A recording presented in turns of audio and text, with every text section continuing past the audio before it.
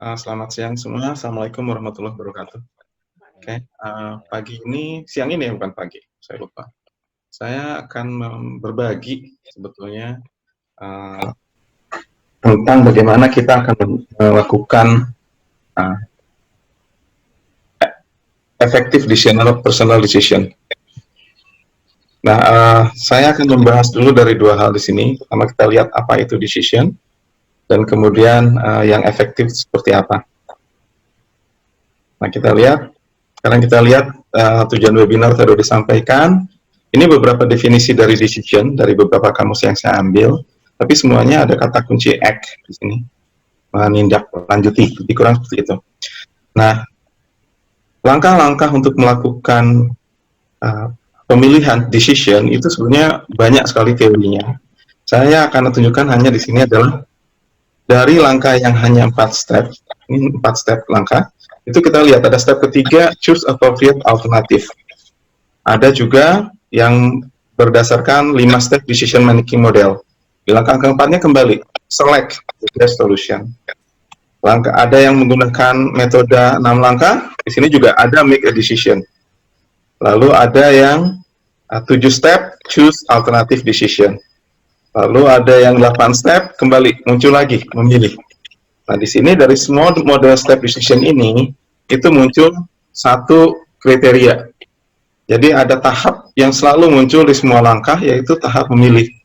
Nah, webinar ini saat ini justru itu bagaimana kita mencari memutuskan dalam mencari langkah yang ditentukan ini. Nah, dari judul kembali kita lihat ada yang kita lihat judulnya effective personal decision. Jadi kita harus tahu dulu nih, efektif nih apa? Ya, harus dibedakan antara efektif dan efisien. Orang seringkali tertukar satu sama lain. Efektif, kalau lihat kamus, itu sebetulnya suatu tahap atau satu pekerjaan dikatakan efektif kalau target sudah tercapai. Jadi hal yang diinginkan sudah diperoleh, berarti itu sudah efektif. Tapi sekarang kita harus lihat paradigma baru tentang efektif. Paradigma baru dari efektif ini itu diberikan oleh Dr. Stephen Covey. Ya. Menurut Stephen Covey, pekerjaan yang efektif, suatu pekerjaan dikatakan efektif kalau proses pekerjaan itu yang goalnya adalah mendapatkan hasil yang baik, itu kalau diulang dengan proses yang sama secara terus-menerus, hasilnya makin lama makin baik. Jadi bukan turun kualitasnya. Jadi contoh yang sederhana mungkin buat adik-adik di SMA, kalau di sini atau mahasiswa gitu ya. Kalau kita pengen dapat nilai bagus, itu bagaimana belajar yang efektif? Jadi pertanyaannya kan seperti itu. Nah, cara mendapat nilai yang bagus itu bisa aja diperoleh dengan saat dekat ujian, malam sebelumnya, sebelum ujian berlangsung, itu belajar mati-matian. Kemungkinan untuk dapat nilai bagus akan bisa tercapai.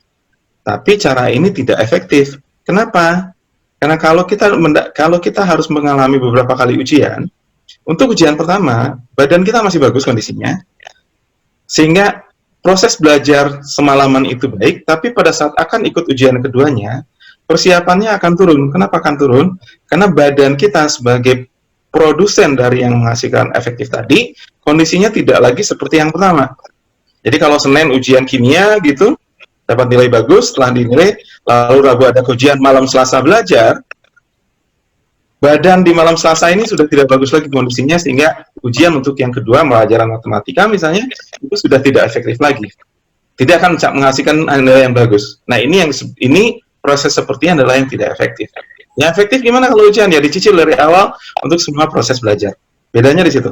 Jadi pada saat efektif, itu sebetulnya harus ada keseimbangan antara hasil yang ingin dicapai, goal kita, dengan proses untuk mendapatkan hasil itu. Jadi prosesnya ini harus dijaga. Sehingga kalau kita pengen efektif, maka memelihara, menjaga, dan meningkatkan sumber daya adalah modal utama dalam production capacity kita. Dalam kasus belajar tadi, modal utamanya siapa? Kita, sebagai orang yang harus mengalami ujian. Nah, ini fenomena muncul di cerita Goose with the Golden Egg ya. Ada cerita petani pengen dapat cepat-cepat telurnya, si produsennya, si bebeknya dipotong gitu. Padahal akhirnya itu malah mematikan capacity production. Nah, setelah bisa difahami apa itu efektif, tentu kita harus lihat yang namanya efektivitas itu asalnya dari mana sih? Sumbernya dari mana? Nah, secara garis besar ada dua tipe ethics yang digunakan agar kita bisa mencapai sesuatu tujuan.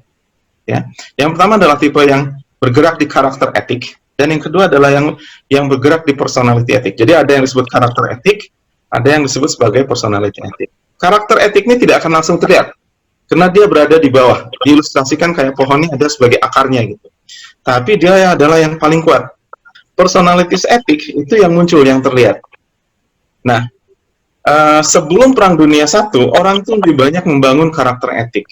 Setelah Perang Dunia I, itu adalah personality etik yang dibangun. Ya. Nah, karena ada di atas, langsung terlihat, tapi sayangnya itu sangat rentan terhadap cobaan. Sangat mudah berubah, sangat rentan terhadap cobaan. Jadi, kalau kita lihat bedanya antara personality etik dan karakter etik, kira-kira apa? Kalau personality etik itu basisnya adalah teknik. Bagaimana caranya supaya terlihat cantik, misalnya. Atau bagaimana caranya supaya terlihat sehat. Sedangkan karakter etik itu basisnya adalah pada prinsipal. Nanti kita akan bahas apa itu prinsipal sini. Lalu, personality etik fokusnya pada appear to be. Saya ingin terlihat seperti apa? Kalau karakter etik actually be, sesungguhnya saya seperti apa?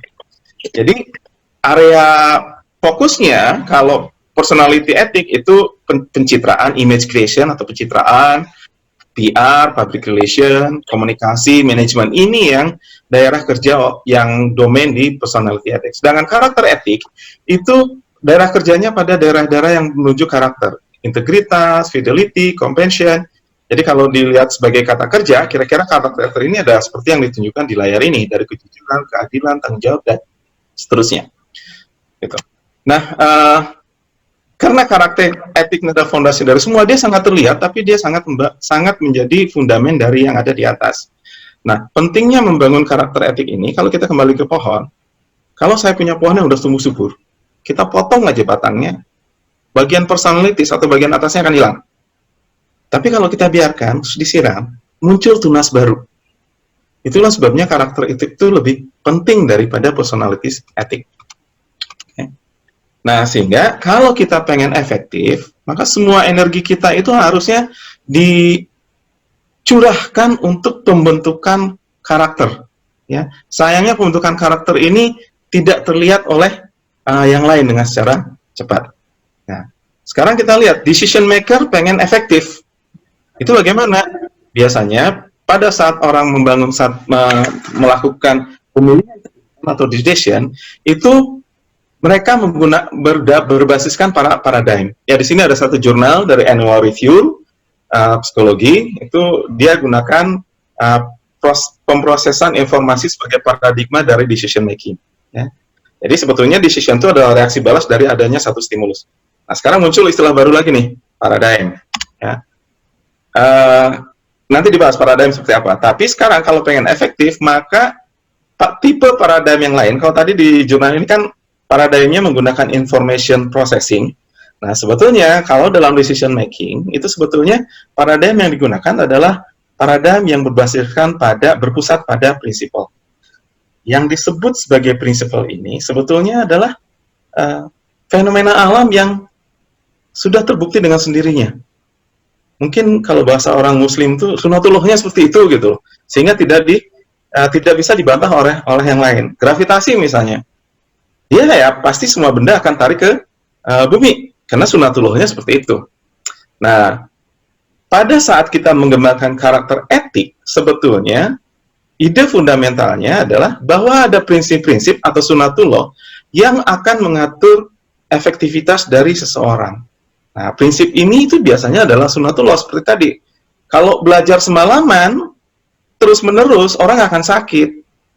Tapi kalau belajarnya dicicil sedikit-sedikit dalam proses yang panjang, maka kesehatannya akan terjaga sehingga saat ujian itu akan hasilnya akan lebih baik. Nah, sunatullah ini nggak bisa di broken gitu ya, nggak bisa dilawan gitu pada dasarnya, kecuali dengan sunatullah yang lain, kira-kira gitu. Nah, sekarang Tadi kan bicara tentang prinsip centered paradigm. Nah, artinya sekarang kita harus ngerti paradigm itu apa. Paradigm sebetulnya adalah cara kita melihat sesuatu. Okay? Nah, di sini saya memunculkan satu gambar yang banyak mungkin sudah melihat, gitu ya. Misalnya, bagi orang gambar ini sebetulnya satu, tapi karena cara memandangnya berbeda, itu buat orang-orang pertama dan kedua, kelompok pertama kedua itu bisa lain. Misalnya ada orang yang akan melihat ini sebagai wanita muda yang sedang berpaling. Kenapa? Karena bagian ini dianggap sebagai dagu. Tapi ada yang akan melihat ini adalah seorang nenek-nenek gitu ya. Kenapa? Karena ini yang tadinya dagu sekarang malah jadi hidung. Ini jadi matanya gitu loh. Nah, pada saat kita menggeser cara pandang kita, outputnya akan berbeda. Sama seperti halnya kalau saya ambil contoh lain, kalau ibu-ibu, banyak ibu-ibu di sini pulang di sini ya, habis kerja capek, pulang ke rumah, lihat rumah berantakan gitu loh. Paradigma yang umum adalah lihat rumah berantakan, kotor, nggak beres. Yang muncul outputnya adalah kesal. Tapi ada paradigma yang lain. Dia pulang ke rumah berantakan. Dia senang. Kenapa? Karena di rumah ternyata anak-anaknya ada anak-anak, ada suaminya yang aktif gitu, sehingga yang dia tidak melihat berantakan itu sebagai sesuatu yang merepotkan akhirnya, tapi dia melihat bahwa itu ada dampak dari anak-anak yang ada. Ini ada dua paradigma yang sangat berbeda gitu loh.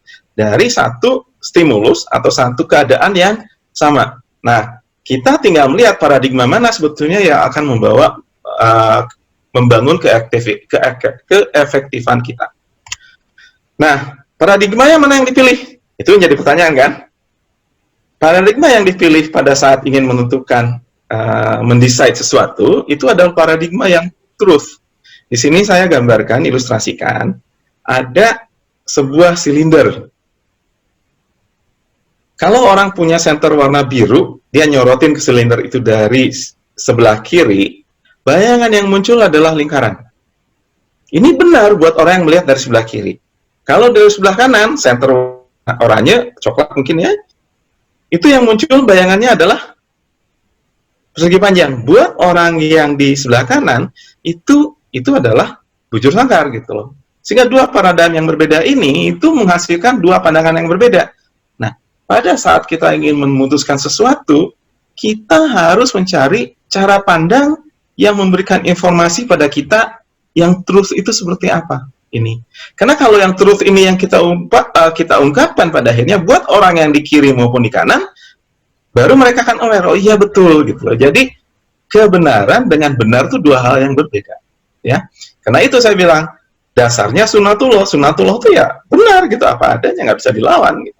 Nah, ini contoh apalagi kalau kasusnya 3 dimensi kayak gini, ada yang nyorot dari atas gitu ya, gambarnya akan juga berbeda. Nah, lalu kan tadi topiknya adalah paradigm based on principles. Nah, principles itu apa? Principles itu sesuatu yang tidak berubah, sifatnya universal, hukum alam, dia objektif, faktual, dan terbukti dengan sendirinya. Jadi kalau diringkas dalam bahasa Indonesia itu ada, dia universal, abadi, objektif, dan self-evident. Misalnya, kalau saya punya, ini aqua misalnya ya, prinsip yang bekerja pada aqua ini secara hukum alam adalah gravitasi. Nah, di Indonesia, di Malaysia, di manapun, kalau saya lepasin dia akan jatuh. Berarti dia berlaku secara universal. Lalu abadi, mau 1000 tahun yang lalu apa 2000 tahun kemudian, kalau saya lepaskan ini tetap aqua ini akan jatuh. Sifatnya abadi. Lalu dia sifatnya objektif. Objektif itu apa?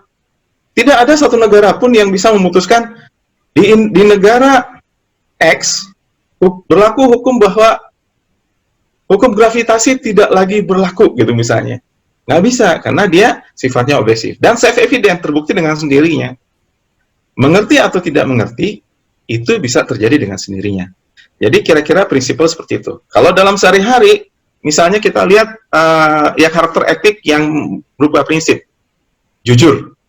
Jujur itu sifatnya apa? Universal. Dimanapun jujur itu disukai orang, diterima orang, diinginkan orang. Abadi, sama.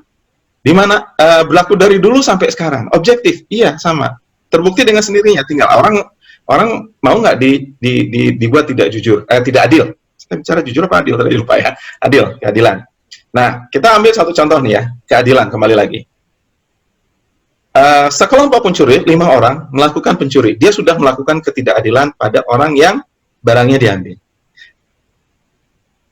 Pada saat hasil curiannya ingin dibagi di antara mereka, yang mereka inginkan adalah keadilan di antara mereka sendiri.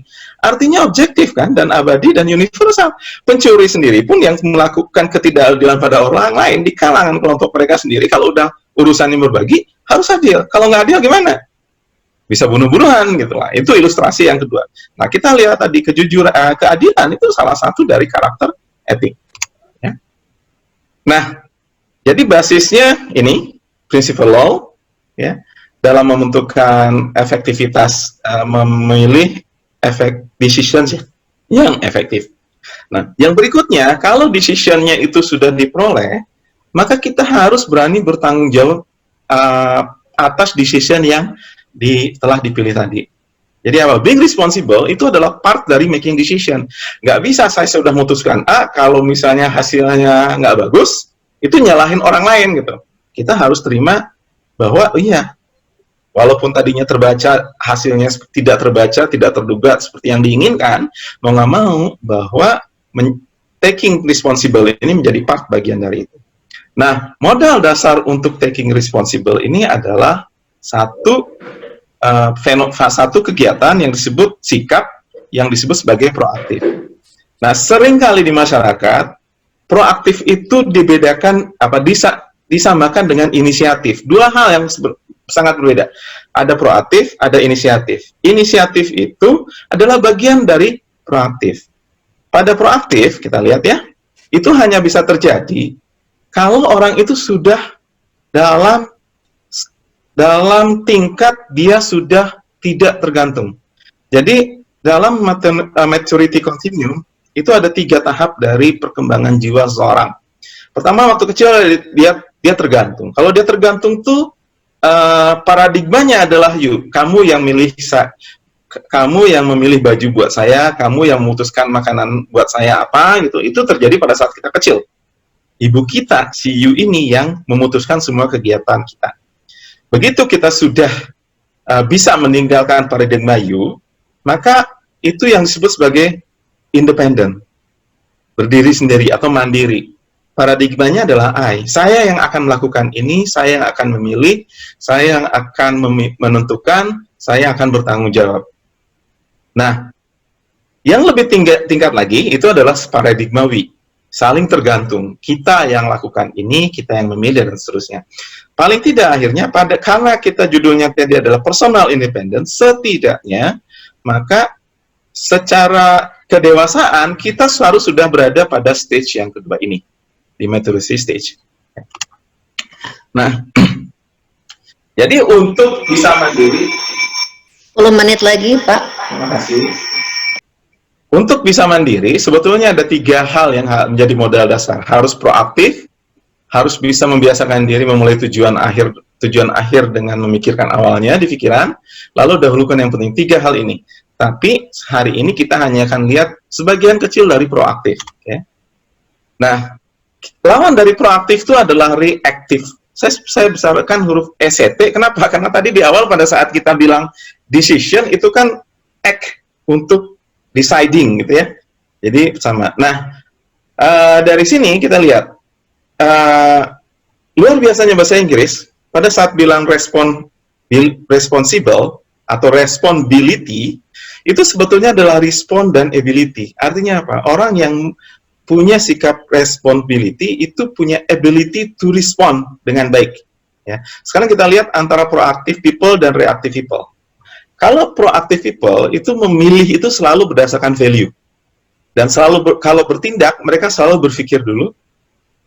Dan yang terpenting ini, orang yang proaktif itu mereka tahu mereka tidak bisa mengontrol apa yang akan terjadi pada mereka. Tapi mereka bisa mengontrol gimana respon mereka atau behavior mereka terhadap stimulus yang muncul ke mereka, gitu ya. Nanti kita akan lihat. Reactive people itu biasanya memilih keputusan itu berdasarkan impuls, spontanitas, jarang sekali mereka berpikir dulu lalu bertindak, gitu ya, langsung aja berpikir biasanya. Dan orang reaktif itu biasanya menyalahkan orang lain kalau ada hal-hal yang buruk yang menimpa mereka. Dan dia merasa victim mentality. Orang reaktif hidup di masa lalu, orang proaktif itu biasanya melihat ke depan. Nah, untuk menjadi proaktif, itu kita dikasih 4 anugerah dari Tuhan. Proaktif ini muncul dari Viktor Frankl. Dia bilang, saat kita tidak lagi merubah situasi, kita ditantang untuk merubah diri kita. Kenapa? Viktor Frankl pada saat dia di penjara kamp konsentrasi dulu, dia melihat ada dua grup orang dalam respon orang dalam menerima satu stimulus dari luar. Pada saat mereka dijajarin pagi-pagi gitu ya, mereka kalau dipanggil tuh mereka tahu mereka akan masuk kamar gas. Nggak keluar suaranya. Ada yang pada saat dipanggil teriak-teriak, nangis atau berontak gitu. Itu tipe pertama, itu reaktif. Ada orang yang dipanggil setelah merenung sebentar, oh ya gue akan mati nih. Ya udah, dia balik lagi ke barisannya, dia kasihin ini barang-barang saya pakai buat yang lain. Dari stimulus yang sama dia lihat ada 2. Nah, orang yang proaktif itu selalu pada mendapat satu stimulus atau rangsangan dari luar, dia menggunakan jeda dulu untuk memilih respons yang akan dilakukan. Ada 4 karunia Allah, yaitu self-awareness, boleh kamu lihat deh, kenapa aja ya? dan independent will. Jadi 4 hal ini yang dipakai dalam modalnya. Nah, proaktif itu punya pandangan bahwa mereka bebas memilih, namun menerima konsekuensi dari pilihan tersebut. Tadi dalam bahasa Indonesianya, pertama kesadaran diri. Kesadaran diri itu apa? Bahwa orang proaktif punya kemampuan untuk menyadari pikiran, suasana hati, dan perilakunya. Lalu dia punya hati nurani. Orang yang proaktif itu punya pemahaman yang baik, apa yang benar dan apa yang salah. Benar salah di sini adalah benar salah yang universal, yang harus merujuk pada prinsip tadi, yang 4 prinsip tadi. Jadi bukan benar salah dalam satu community yang seringkali berubah misalnya. Lalu orang proaktif punya imajinasi. Kenapa? Orang imajinasi ini dipakai buat, oh kalau gue lakukan ini, dia bayangin efeknya apa sih ke depan. Lalu dia berkehendak bebas. Artinya apa? Saya akan melakukan sesuai keinginan saya, dan saya tahu konsekuensinya, dan saya akan menerima konsekuensinya seperti apa. Orang proaktif selalu berprinsip bahwa saya bisa lakukan apapun, namun sadar bahwa akibat dari pilihan tindakannya itu sudah di luar kendali dia. Kalau saya senyum pada seseorang, ya itu bisa diterima dua hal.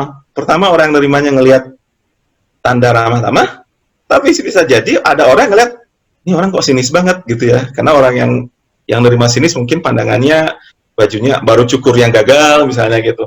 Nah, kita lihat proaktifnya senyum, niatnya senyum, tapi kan cara menerimanya bisa 2 yang berbeda, dan ini yang tidak bisa dikontrol oleh kita. Sehingga orang proaktif itu selalu membawa suasana hati sendiri. Nah, suasana hati ini itu tidak dipengaruhi oleh orang lain, dia sendiri yang mengaruhi, gitu ya. Jadi misalnya kalau carry on selalu happy, being leader, playful, ini adalah bagian dari apa yang saya lihat ini dari anak SMA, gimana sih kalau Sunny sama Stormy situasi pada saat mereka keluar dari rumah, gitu ya. Nah, di sini juga ada satu contoh di mana kita tidak bisa melawan alam. Pagi hari ada ujian, atau saya punya janji dengan seseorang. Lalu hujan deras.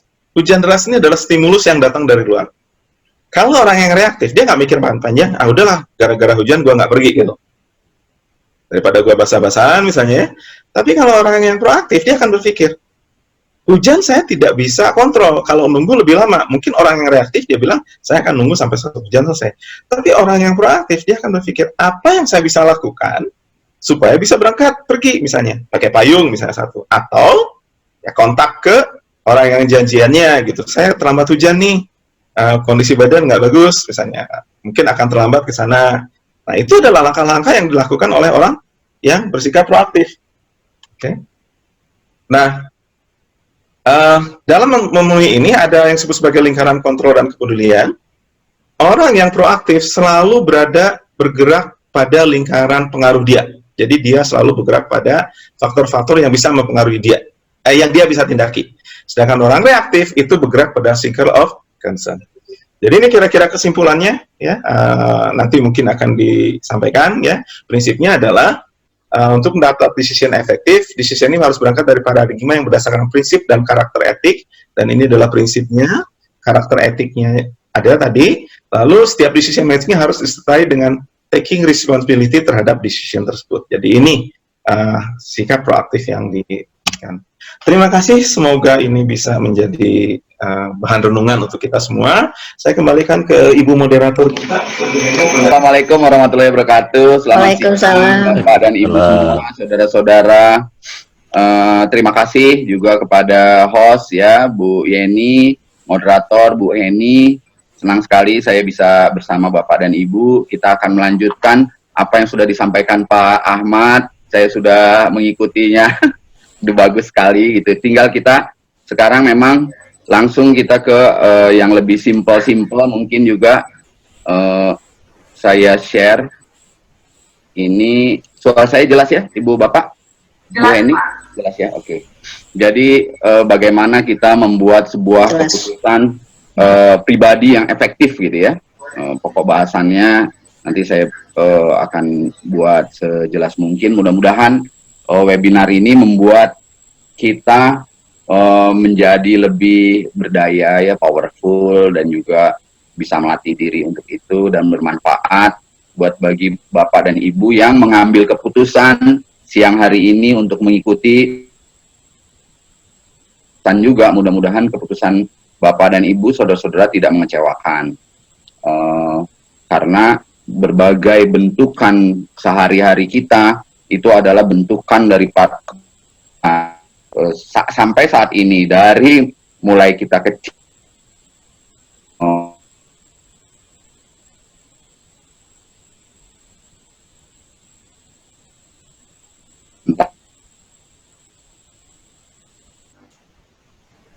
tentang home life kita, tentang kehidupan sosial kita, tentang keuangan kita, bisnis kita, kerjaan kita, kesehatan kita, self-care itu.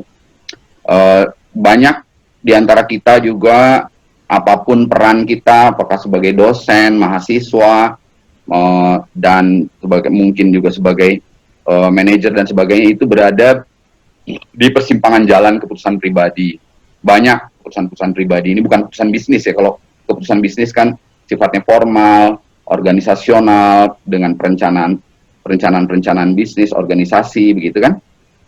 Kalau ini seperti keputusan-keputusan pribadi, ingin beli rumah di mana, kapan sebaiknya menikah, bagi yang belum menikah tentu saja ya, bukan bagi yang sudah menikah, dan ingin melamar kerja di mana, begitu kan. Dan tentunya keputusan-keputusan pribadi ini tentunya ada berbatas waktu, mana yang penting prioritasnya, mana yang mendesak, atau keputusan pribadi ini juga mana yang lebih disukai, tentang kegiatan, tentang tujuan kita, rencana, dan sebagainya. Dan saya, untuk kita lebih rileks ya, mudah-mudahan semangat ya, karena Bapak Ibu sudah mendengarkan Pak Ahmad yang penuh konseptual itu, mudah-mudahan dengan saya bisa lebih rileks, santai gitu ya.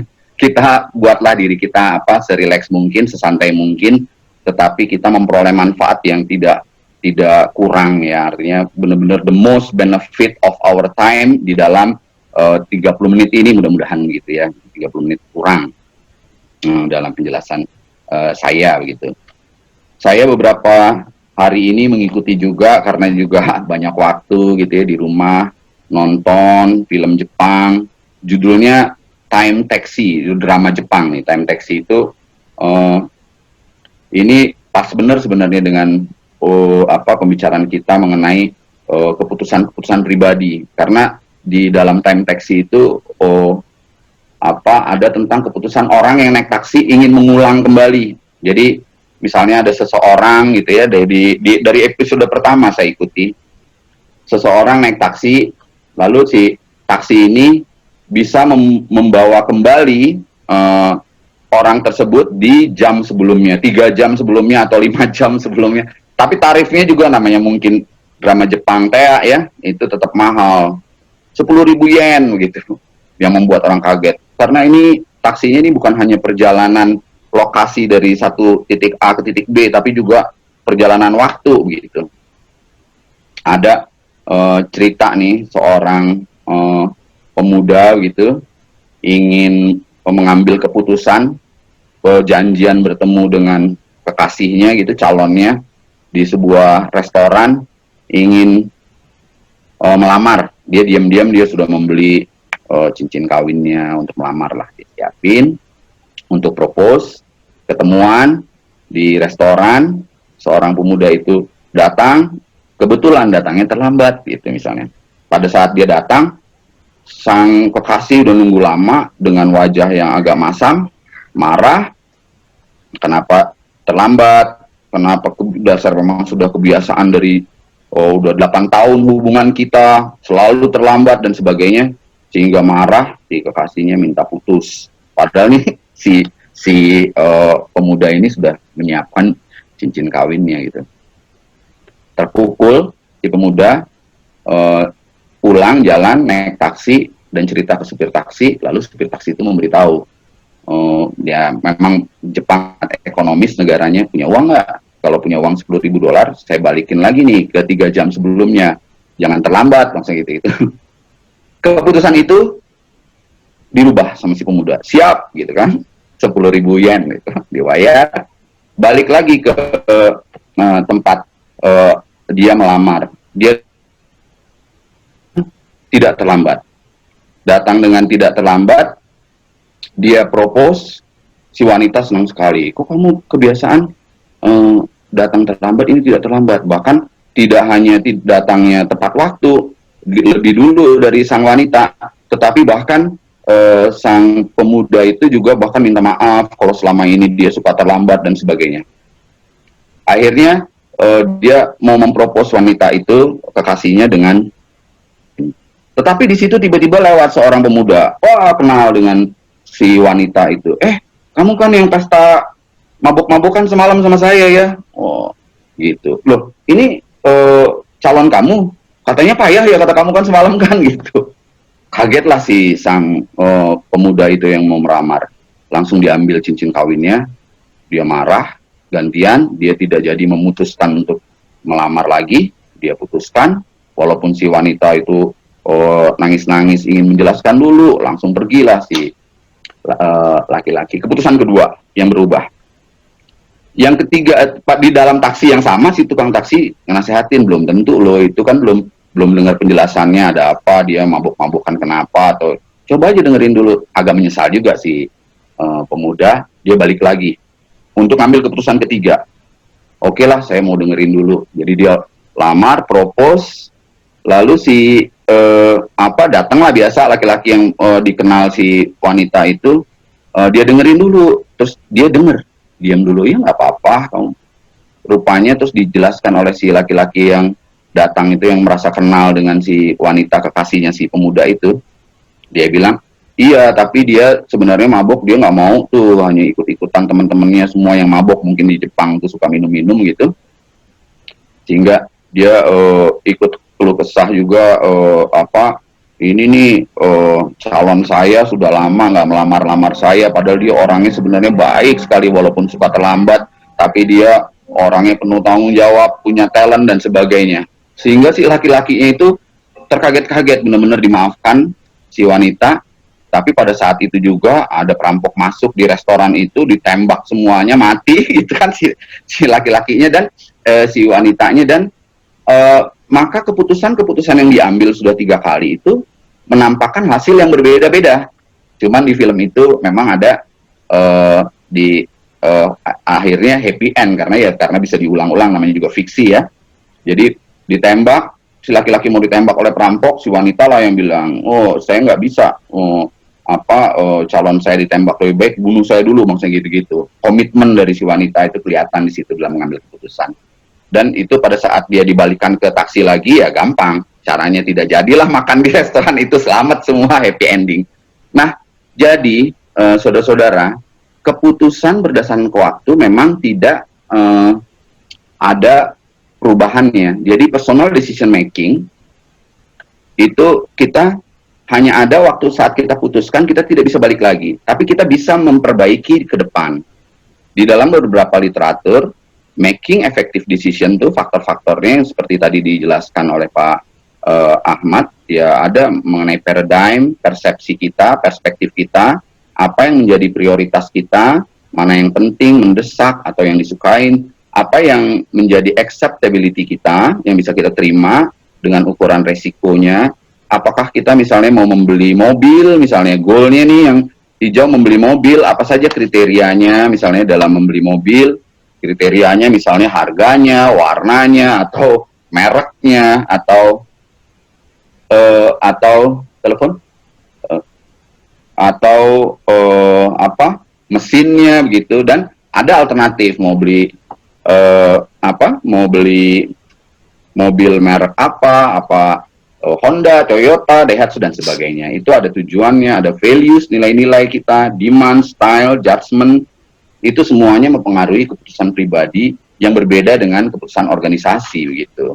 Nah, dalam hal ini memang seperti yang disampaikan Pak Ahmad, ada kita mau dalam memutuskan harus melihat paradigmanya, seberapa jauh paradigma yang berpusat pada principle center itu diikuti dalam kita mengambil keputusan yang menyangkut sumber daya, tujuan, bidang kegiatan, arah kepemimpinan pribadi kita ingin kemana, pertumbuhan dan nilai-nilainya gitu. Dan ini menurut prinsip alam, semua kehidupan ini melalui langkah-langkah ini. Mulai dari sumber daya, aset, produktivitas, tujuan, rencana gitu kan. Ada di situ komitmen juga, fokus aktivitas, nilai-nilai, kepercayaan, keyakinan, arahnya gitu kan. Yang hasilnya, arah itu pasti hasil. Oleh karena itu, bagaimana supaya menghasilkan? Hasil berarti kesuksesannya dari yang menghasilkan dari effectiveness itu, supaya dia tumbuh dan berkembang dan memiliki nilai-nilai. Kita tidak ada jalan pintas kecuali mengikuti setiap step ini dalam keputusan, 6 langkah ini. Kita nggak bisa berpura-pura hanya berimajinasi, kita memperoleh kepandaian maintenance setara dengan pemain tenis internasional hanya dengan imajinasi, nggak mungkin. Harus ada dengan latihan, semangat aktivitasnya, pendalamannya, pengetahuannya, sehingga memerlukan waktu untuk itu. Oleh karena itu, kita juga tadi sudah jelaskan oleh Pak Ahmad, kita bisa antara stimulus dan respons. Respons itu berarti adalah pengambilan keputusannya. Stimulus adalah yang membuat latar belakang mengapa kita ngambil keputusan seperti itu secara pribadi. Itu tentunya ada principle centernya. Kita bagi 3, ada kita ingin melakukan apa, ingin memiliki apa, dan berperan sebagai apa, to be-nya sebagai apa, ingin melakukan apa. Nah itu berarti nilai sumber daya kita adalah to be kita. Tujuan dan semangat untuk melakukan di bidang aktivitas itulah to do kita, dan kepemimpinan dan pertumbuhan adalah to have kita gitu. Nah tadi Pak Ahmad juga sudah menjelaskan, between the stimulus and response there is a choice, freedom of choice gitu. Antara stimulus dan respons, setiap manusia memiliki kebebasan untuk memilih gitu kan. Dan berkah yang kita miliki, blessingnya, ini apa tadi yang udah Pak Ahmad juga jelaskan, saya ulangi sedikit, itu adalah kesadaran diri. Tadi sudah dijelaskan oleh Pak Ahmad definisinya. Kita kesadaran diri berarti kita memahami apa yang kita pikirkan, suasana hati kita, emosi kita gitu kan. Imajinasi adalah kita bisa membayangkan yang tidak ada di tempat kita, tapi kita bisa untuk membayangkan sebuah mobil, sebuah apa yang tidak ada depan mata kita, itulah ingatan kita dan sebagai kehendak bebas, hati nurani, between the right and wrong, kita udah tahu itu kan itu. Sehingga tiap pengambilan keputusan kita itu tidak didorong semata-mata oleh baik eksternal suggestion ya, baik oleh dari pengaruh eksternal maupun dari pengaruh internal kita. Misalnya seperti menyalahkan, ya memang saya sudah begini orangnya, saya kan udah orang Banten, memang kieu gitu, nggak mungkin, nggak bisa begitu juga. Atau nggak bisa juga menyalahkan deterministik psikis, saya dulu masa kecil saya bagaimana dan sebagainya, kegagalan saya pernah apa, traumatis apa, nggak mungkin itu. Karena kita harus ada responsibility secara proaktif. Menurut tadi dijelaskan panjang lebar oleh Pak Ahmad, proaktif adalah di sini kita menerima, reseptif untuk kita aktifkan. Kita proaktif berarti tadi yang dijelaskan Pak Ahmad, kita bertanggung jawab atas respons kita. Bukan masalah siapa yang benar, siapa yang salah, itu bisa banyak variabel, itu bisa banyak faktor, tetapi yang jelas kita sendirilah yang bertanggung jawab. Bukan bos kita, bukan pasangan kita, bukan orang lain, bukan negara, bukan pemerintah, gitu. Hal-hal seperti itu bukan deterministik lingkungan, gitu. Tetapi diri kita sendirilah, karena kita diberikan kebebasan memilih untuk sadar, imajinasi, kehendak bebas, dan hati nurani. Sehingga kebebasan milih inilah selalu berputar mana yang reseptif dan yang akan kita aktifkan. Kita ingin aktifkan imajinasi dan kehendak bebas, dan kesadaran diri dan hati nurani lah yang kita terima. Sehingga peta nilai keputusan harus didasarkan oleh kesadaran. Kalau tidak sadar, di bawah sadar secara psikologis, itu bukan keputusan. Itu kita sedang tidak sadar, namanya juga di dalam entah sedang termasuk sampai dengan tidur gitu ya. Tapi kalau sadar, itu kita berarti ada beta mind yang di brainwave kita yang memang awareness kita ada, kita juga logik jalan, sadar, dan juga untuk mengambil keputusan. Jadi kalau tadi sumber daya itu kita sehat, berdaya, produktif, automatically. Kalau kita sehat, kita bisa berdaya, merasa berdaya, dan niscaya kita produktif. Lalu kita menetapkan tujuan, rencana, dan target. Kita menetapkan passion kita, bidang kegiatan kita, semangat kita putuskan yang mana, kita perbaharui fokus kita, values kita, sehingga bersatu dengan diri kita secara automatically. Nah, itu adalah tergantung dari daya tarik kita, interest kita, attraction kita kemana, dan titik attraction-nya itu kita bisa sadari dengan kesadaran tadi 4 tadi yang dijelaskan Stephen Covey dan dibawakan Pak Ahmad tadi. Untuk sumber daya kita perlu memiliki kapasitas. Untuk creation, daya cipta kita perlu tujuan, rencana, target itu secara hari demi hari, day by day, saat demi saat, itu menjadi komitmen pribadi kita, dan hanya kita sendiri yang tahu niat kita gitu. Sehingga 3 ini, sumber daya creation dan passion, itu menjadi apa yang bisa kita kendalikan seharusnya. Itu untuk membuat keputusan, kita harus sadar di situ. Kita keputusan untuk membeli sesuatu, untuk menerima sesuatu, untuk menjual sesuatu, masuk ke bisnis, dan sebagainya ya, untuk memilih, beli rumah, beli mobil, dan sebagainya, itu yang didasarkan di samping informasi-informasi objektif, seperti tadi kriteria, analytical hierarchy process, decision tree, tapi subjektif sampai kita bisa melakukan keputusan ingin membeli mobil, pilihannya boleh saja nanti itu masalah ilmu objektif, tapi ilmu subjektifnya harus kita tangkap. Sehingga kita tahu arahnya, sehingga dapat efektif menghasilkan, meningkat secara optimal, kita ada alignment-nya, dan dia automatically bisa tumbuh, berkembang, menuju kesempurnaannya. Paripurna, sudah saya membeli mobil, sudah membeli rumah, dan seterusnya, sudah mempelajari sesuatu, dan sustainable. Ini yang tadi juga dikatakan Pak Ahmad tentang definisi efektivitas. Dia berkaitan dengan tujuan, berkaitan dengan keberlanjutan, berkaitan dengan nilai-nilai, gitu kan. Kalau untuk mengikuti prinsip-prinsipnya, gitu kan.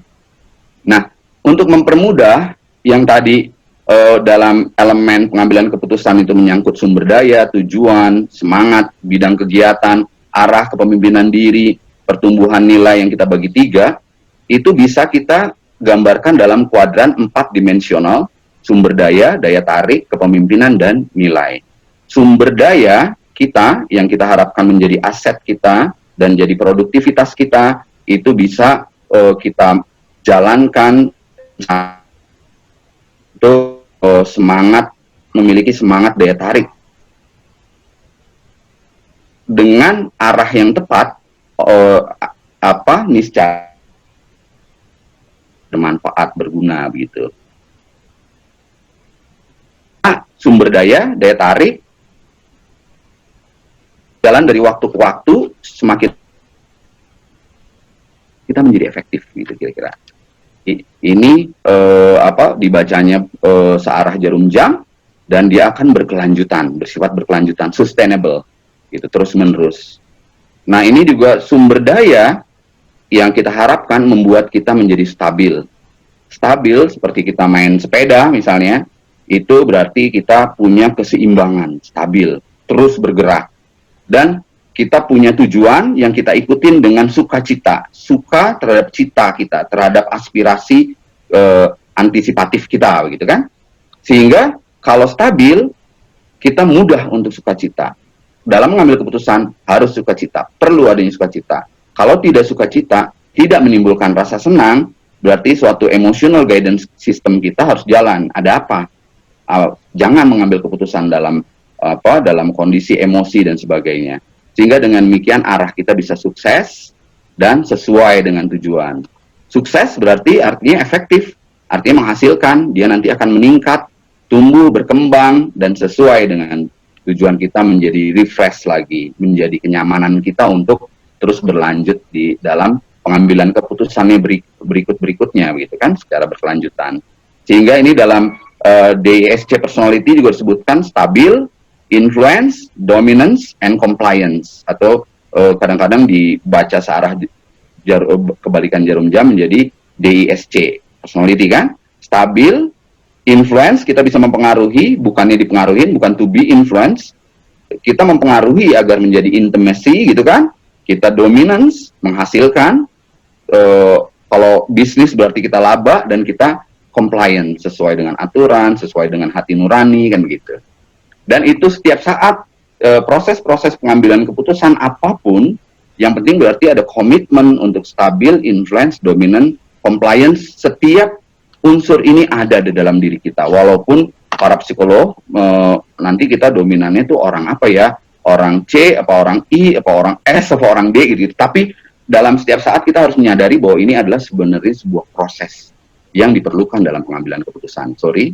Sehingga kita dari stabil, kita memiliki capacity, kita memiliki rasa cukup dengan blessing kita bisa menjadikan sumber daya itu kapasitas untuk menstabilkan kita, untuk menjadi aset kita, kesehatan kita, gitu kan, sehingga produktif. Sedangkan kalau kapabilitas kita itu membuat kita menjadi bisa sukacita melakukan aktivitas karena kita sudah dari kapasitas itu siap, gitu, sehingga kita bisa melakukan daya tarik untuk memperoleh nilai-nilai kita yang fokus, gitu kan, sehingga hasilnya akan kompetitif dan menjadi kompetens, gitu. Nah, kalau sudah menjadi kompetitif, efektif, keputusan yang efektif yang sudah kita ambil tadi itu menjadi dunia kita yang dekat, menjadi peran kita. Kita bekerja di mana berarti itu dunia kita. Kita tinggal di mana, daerah itu menjadi dunia kita. Kejadian apa, keputusan tentang apa, itu dunia kita. Itu yang tadi Pak Ahmad katakan, itulah dalam influencing kita. Kalau saya mendengar misalnya, itu sekarang ada banyak COVID-19 di Afrika, itu masih alam, bukan dunia saya. Tetapi kalau misalnya saya menerima kabar di lingkungan RT saya, terpapar 5 orang, tetangga saya COVID-19, wah itu dunia saya akan hati-hati sekali gitu. Kalau dosen misalnya, itu adalah dunia saya, tapi mungkin bagi Bapak Ibu yang bukan dosen, bukan dunianya, itu alam kehidupan saja begitu kan. Nah kita harus bagaimana, sejauh mana perspektif kita. Tentunya yang jurusan, mahasiswa jurusan katakan akuntansi, dunianya adalah akuntansi. Mahasiswa jurusan kedokteran ya, dunianya adalah kedokteran, seperti itu. Dunia itu yang kita pikirkan bukan dunia orang lain, itu menjadi kebiasaan yang mempengaruhi keputusan individu personal, dan itu yang membentuk karakter yang tadi Pak Ahmad katakan sebagai karakter etik. Bagaimana karakter etik itu terbangun menjadi tujuan hidup kita, bahkan menjadi nasib kita, karena menurut Stephen Covey disebutkan di sini, menabur pikiran akan menuai tindakan. Menabur tindakan yang biasa kita lakukan akan menuai kebiasaan. Menabur kebiasaan akan menuai karakter. Menabur karakter akan menuai nasib kita, tujuan kita, our destiny gitu. Jadi tarikan gravitasi kebiasaan kita akan mengarahkan kita menuju kemana kita ingin pergi, dan daya tarik yang sama akan menghasilkan kohesi dalam hidup kita. Setiap waktu, pikiran, tindakan, kebiasaan, karakter. Di sini kita bisa melihat bahwa yang awal dalam keputusan yang penting adalah pikiran kita, gitu kan, kesadaran kita. Karena itu kalau untuk menjadi kebiasaan, kesadaran itu mulai dari pengetahuan, keinginan, keterampilan digabung menjadi habits kita yang kita terima menjadi diri kita, gitu, kira-kira, setiap saat. Sehingga ini yang tadi sudah dijelaskan Pak Ahmad, bahwa lingkaran kepedulian kita peduli dengan ekonomi, sosial, politik di tanah air, tapi tentu saja kita tidak peduli misalnya indeks Nasdaq, itu kan bukan dunia saya. Naik di Amerika, bukan dunia saya, itu tidak peduli. Atau Presiden Trump sedang berkunjung ke Kentucky, itu bukan kepedulian saya. Jadi saya bisa no concern gitu ya. Tetapi ada lingkungan pengaruh saya yang bisa saya jalankan, yang bisa saya perluas, yang bisa dalam setiap pengambilan keputusan untuk saya supaya stabil, siap, cukup cita tentang sumber daya saya, tentang tujuan saya, tentang fokus aktivitas saya di dalam diri saya, sehingga saya bisa menuju ke efektifannya dengan lingkaran pengaruh orang lain. Kalau orang-orang yang reaktif, tadi sudah dijelaskan Pak Ahmad, dunianya sempit, kecil saja, karena dia tergantung, oh hujan, oh saya nggak bisa apa-apa, tergantung dari stimulus luar. Tapi kalau orang yang proaktif, dia lingkaran pengaruhnya luas. Kita bicara lagi tentang proaktif yang sudah disampaikan Pak Ahmad tadi. Sehingga fokus proaktif dalam setiap pengambilan keputusan itu tetap di setiap waktu, timelines, kita tumbuhkan berdasarkan keputusan sumber daya kita supaya menjadi produktif, daya tarik kita supaya menjadi values kita yang terintegrasi, arah kepemimpinan kita supaya tetap meningkat optimal gitu ya, terus juga nilai-nilai kita bagaimana sesuai dengan prinsip tadi yang Pak Ahmad katakan, supaya menjadi karakter etik kita setiap saat. Memang bagi yang berkuasa itu lingkaran pengaruhnya dengan lingkaran kepeduliannya bisa sama besar. Misalnya katakanlah presiden melarang orang keluar kota, misalnya lockdown, keluar rumah bahkan, ya yang ia tidak kenal pun akan terpengaruh gitu kan, gitu kira-kira. Nah tadi Pak Ahmad juga sudah menyatakan apa yang namanya mandiri, independen, interdependen. Jadi yang bisa kita kendalikan langsung adalah yang menjadi proaktif di Seven Habit ini kan, memulai akhir, kita tahu tujuannya, tempatkan prioritas, itu adalah dunia saya yang bisa saya jadikan dunia saya, bisa jadi habit saya yang dalam kendali saya langsung. Yang tidak langsung, kalau saya ingin bersinergi dengan orang lain, berpikir win-win, saling memahami, kalau dia orang lain tidak paham kan, gitu. Atau yang tanpa kendali, seperti pandemi COVID ini, gitu-gitu kan, itu yang susah diubah, gitu. Kita nggak bisa kendalikan sama sekali. Sehingga ada doa orang alkoholis ya, anonim alkoholis, doa yang terkenal di banyak yang menyitir, ya Tuhan berilah aku keberanian untuk mengubah hal-hal yang bisa saya ubah, dan keikhlasan untuk menerima hal-hal yang tidak bisa saya ubah, dan kebijaksanaan untuk membedakan keduanya gitu. Nah ini sehingga kita dalam mengambil keputusan kita perlu memperluas lingkaran pengaruh kita. Memang itu bukan tanggung jawab saya, karena jika saya mengatakan saya bertanggung jawab, maka saya akan memiliki risiko untuk dinilai sebagai saya tidak bertanggung jawab. Dan Stephen Covey juga menjelaskan bagaimana Mahatma Gandhi dulu waktu memerdekakan India, dia tidak ribut di parlemen yang bukan kendali dia, tapi yang dia kendalikan, dia banyak mengunjungi para petani sehingga dia populer di kalangan para petani, sehingga dia menjadi panutan di India. Orang-orang yang proaktif bukanlah yang suka memaksa atau agresif, melainkan mereka yang cerdas, value driven, yang didorong oleh nilai-nilai, dan mereka membaca realitas dan mempelajari apa saja yang diperlukan. Nah, jadi 10 menit lagi ya Pak Don. Berapa? 10 menit lagi boleh? Ya, jadi jadi paradigma memang ini asik ya. Paradigma outside in dan inside out, kita bisa berubah antara reaktif dengan proaktif. Orang yang proaktif dalam mengambil keputusan itu beda dengan reaktif. Paradigma yang reaktif, yang hanya memandang dari outside in, yang di luar sana harus berubah dulu sebelum saya berubah. Contohnya seandainya bos itu nggak di kantor, kalau istri saya seandainya dia lebih sabar, kalau anak saya lebih nurut, seperti itu. Jadi penyebabnya di luar, bukan dari kita. Dalam mindset kita, dalam perspektif kita, dalam paradigm kita. Dan itu sangat berpengaruh dalam mengambil keputusan apapun tentang kepribadian kita, ya.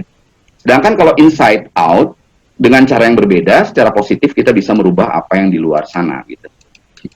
Nah, ini jadi paradigma inside out itu kita penuh dengan komitmen, kita lakukan berbagai hal yang sesuai minat kita, yang kita sukai, sesuai dengan kepentingan prioritasnya. Jadi kita tidak tergesa-gesa, yang mendesak itu berkurang karena banyak yang penting yang kita sukai kita dijalankan. Menerapkan paradigma inside out berarti menggeser fokus kita dari lingkaran kepedulian ke lingkaran pengaruh. Menggeser fokus kita dari apa yang kita andaikan bisa memiliki dengan apa yang kita bisa jadikan. Mengenali kesalahan sebagai sarana untuk mengubah kegagalan menjadi sukses, memahami bahwa kekuatan untuk membuat dan menjaga komitmen bagaimanapun kecilnya adalah inti dari mengembangkan kebiasaan efektif. Karena pendekatan proaktif, masalahnya tidak pernah ada di luar sana, ya selalu ada di dalam diri kita, di sini, gitu kan, di mana kita dapat mengubahnya dalam kendali kita. Jika tidak, ya kita harus menerimanya dengan ikhlas. Art of allowing kita biarkan, kita ikhlas, kita tumbuhkan yang baru, gitu kan. Masing-masing dari kita sesungguhnya bertanggung jawab atas efektivitas kita masing-masing, bahkan untuk kebahagiaan dan keadaan kita. Sebaiknya dalam mengambil keputusan, jadilah bagian dari solusi, bukan bagian dari masalah. Caranya antara lain dengan membuat dan menjaga komitmen kecil. Sesungguhnya kita sedang melatih embrio kebebasan kita, kehendak bebas kita, dan dengan demikian secara bertahap memperluas kebebasan kita, gitu kan? Nah, fokuslah pada hal-hal yang terletak dalam lingkaran pengaruh Anda. Jangan buang-buang waktu lebih banyak, seperlunya saja atas hal-hal di luar kepedulian sebelah diri Anda. Dan ini diharapkan menjadi kebiasaan kita, karena pandangan dasar tentang manusia bagi Aristoteles, kita adalah apa yang kita lakukan berulang-ulang. Keunggulan dengan demikian bukanlah suatu tindakan, tapi kebiasaan. Jadi tiap keputusan yang menjadikan kita seperti ini, menjadi karakter kita, karena adalah tindakan yang kita lakukan berulang-ulang. Oleh karena itu, tadi sesuai prinsip alam, sumber daya kita harus tetap memiliki kestabilan, capacity, tetap sukacita dalam mengambil keputusan, sukses, dan sesuai, baik dari eksternal maupun nanti menjadi internal growth kita.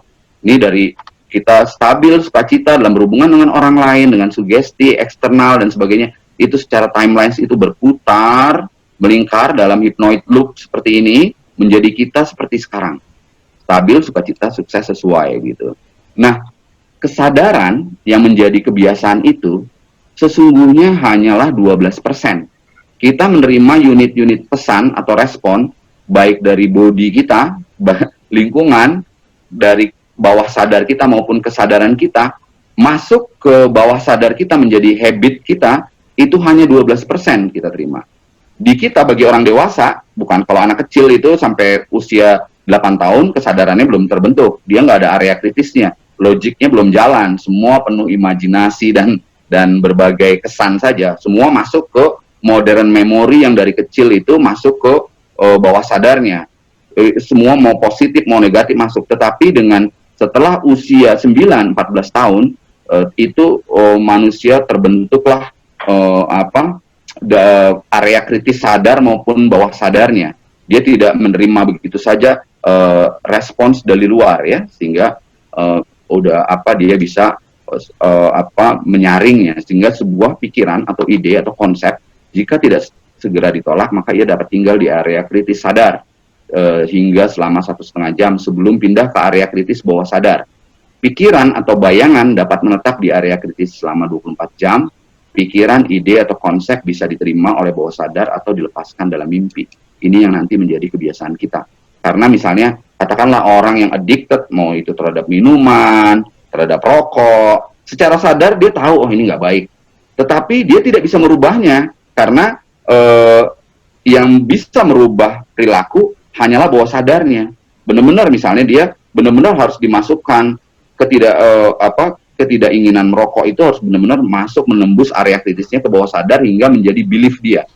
Gambarnya kan seperti ini hypnoid loop. Apa yang kita terima itu lalu kita aktifkan, lalu menjadi internal growth kita, hingga itu menjadi itu ada di dalam diri kita, maintenance kita, defense, pemeliharaan diri, imun system, fight and flight dari external suggestion. Ini menjadi kebiasaan kita. Makin lama hypnoid loop ini makin besar. Ini Dylan Morgan, apa yang kita ekspektasikan tadi, paradigm kita, persepsi kita, terus-menerus akan menjadi belief kita yang bisa kita terima. Oleh karena itu, pengulangan-pengulangan ini menjadi kebiasaan-kebiasaan kita yang buat kalau kita biasakan proaktif, membuat kita jadi proaktif gitu. Nah, ini udah hampir terakhir, jadi masih ada waktu sedikit. Jadi tips untuk bagaimana kita mengambil keputusan secara pribadi, strategi memutuskannya, kita harus tetap dalam keadaan sadar, dalam brainwave beta, sehingga alpha mind control kita itu dari kesadaran kita. Yang ada kita hadirkan saat ini, hadir, tidak terhipnotik apapun, memiliki capacity saat ini, memahami apa yang kita pikirkan dan kita rasakan, sadar kan, berarti tadi Pak Ahmad menyatakan juga memahami mood kita dan memahami apa tujuan kita. Tujuan kita berarti keinginan kita, apakah itu rencana, target, komitmen gitu kan. Terus kita attract, kita hadirkan daya tarik yang komitmen-komitmen kecil yang positif.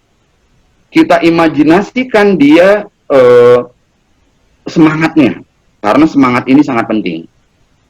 Kalau kita lihat dari novel Jepang, Musashi itu, dia terakhir melawan pendekar Jepang yang namanya Kojiro Sasaki, bisa menang, padahal Musashi ini pendekar desa gitu kan, kampung, dibandingkan Kojiro yang sangat ahli samurai. Ditanya apa renungan-renungan dia, kenapa dia bisa menjadi ahli seni samurai Jepang melawan itu. Miyamoto Musashi menyatakan, saya hanya menang semangat, gitu kan kira-kira. Sehingga kita perlu meng-attract positive commitment, dan secara sadar, consciously, kapan tiap keputusan pribadi itu diambil, diawali dengan tingkat pikiran. Karena kesadaran kita bersifat decisive, tegas memutuskan. Artinya kesadaran kita dalam fenomenologis itu bukan kesadaran yang intransitif, tetapi kesadaran yang transitif. Pengertian transitif, kita sadar akan sesuatu. Kita selalu sadar bahwa kita sedang menyadari. Kita menyadari kesadaran kita terhadap sesuatu, sehingga dia punya arah. Jadi itulah kita, kesadaran kita, keputusan awal kita, setiap kepentingan pribadi kita adalah dari kesadaran kita. Sehingga kita bisa memilih keputusan tentang sumber daya, dia status keberadaan kita harus menjadi aset yang produktif, rencana, target, otomatis menjadi komitmen, fokus, yakin, dan berintegriti, memiliki daya tarik, menghasilkan, meningkat, efektif ya, sehingga menjadi pengambilan keputusan itu selalu efektif, dan berkembang ke arah kesempurnaan, dengan nilai yang bermakna, baik, dan benar, yang tadi seperti prinsip-prinsip alam yang dikatakan oleh Pak Ahmad itu. Dan ini kita lakukan, putuskan sekarang, kapasitas kita, komitmen kita hadirkan menjadi komitmen kita untuk kita lakukan, learn kita. Itulah kira-kira yang dapat saya sampaikan bagaimana cara mengambil keputusan pribadi secara efektif, dimulai dari tingkat kesadaran yang proaktif. Tadi kira-kira begitu, mudah-mudahan nggak membosankan. Tetapi itulah apa yang dari berbagai seven law of attraction, itulah yang bisa kita tingkatkan sehingga setiap saat kita akan tumbuh dan berkembang. Kira-kira seperti itu. Dan kita bisa dalam tanya jawab. Terima kasih atas perhatian saudara-saudara. Terima kasih Bu Eni. Saya kembalikan lagi ke Ibu. Ya luar biasa ya.